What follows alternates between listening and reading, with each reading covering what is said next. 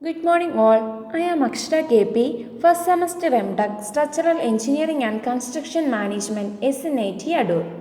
Today I am here to present my topic stress-strain relations. These are the contents. Introduction. Stress is the intensity of the internal force measured by force per unit area, and strain is the elongation per unit length. Nominal stress is the force divided by the original cross-sectional area, and true stress is the force divided by the actual cross-sectional area. Next is stress-strain relations. Consider a bar of original cross-sectional area A being subjected to equal and opposite forces F pulling at the ends, so the bar is under tension. The material is experiencing a stress defined to be the ratio of the force to the cross-sectional area of the bar as well as an axial elongation. Stress sigma is equal to force by original cross-sectional area, and strain epsilon is equal to length into original length by original length, that is changing length by original length. When a load is applied, the shape changes, that is strain is formed and also stress is formed.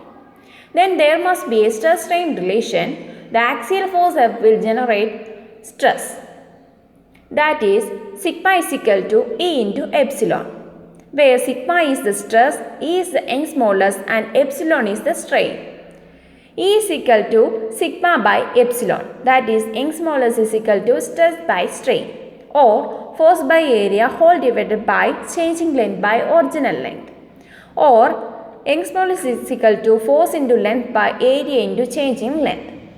From the graph, the OA represents the stress is directly proportional to strain within the elastic limit. So it obeys the Hooke's law. Hooke's law explains the relation between stress and strain. According to Hooke's law, the strain in a solid is proportional to the applied stress, and this should be within the elastic limit of that solid. The stress is proportional to the strain, that is obeys the general Hooke's law, and the slope is Young's modulus. Young's modulus is equal to stress by strain. In this region, the material undergoes only elastic deformation. The end of the stage is the initiation point of plastic deformation. The relation between stress and strain is that they are directly proportional to each other up to an elastic limit.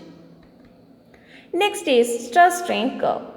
The stress-strain curve have different points or regions as follows. They are proportional limit, elastic limit, yield point, ultimate stress point, and fracture or breaking point. In this graph, the OA represents the stress is directly proportional to strain within the elastic limit. So it obeys the Hooke's law. That is, the proportional limit is the OA, and B is yield point, and D is fracture point. First one is proportional limit. It is the region in the stress-strain curve that obeys Hooke's law. In this limit, the ratio of stress with strain gives us proportionality constant known as Young's modulus. The point OA in the graph is called the proportional limit. Second one is elastic limit. It is the point in the graph up to which the material returns to its original position when the load acting on it is completely removed. Beyond this limit, the material does not return to its original position and a plastic deformation starts to appear in it. Third is yield point. The yield point is defined as the point at which the material starts to deform plastically. After the yield point is passed, permanent plastic deformation occurs. There are two yield points. First one is upper yield point and second is lower yield point.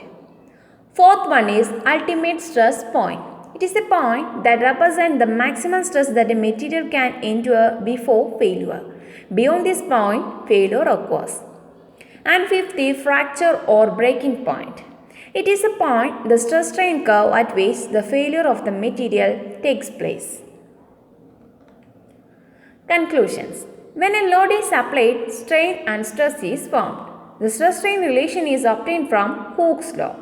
Stress is equal to Young's modulus into strain. These are the references I referred. Thank you.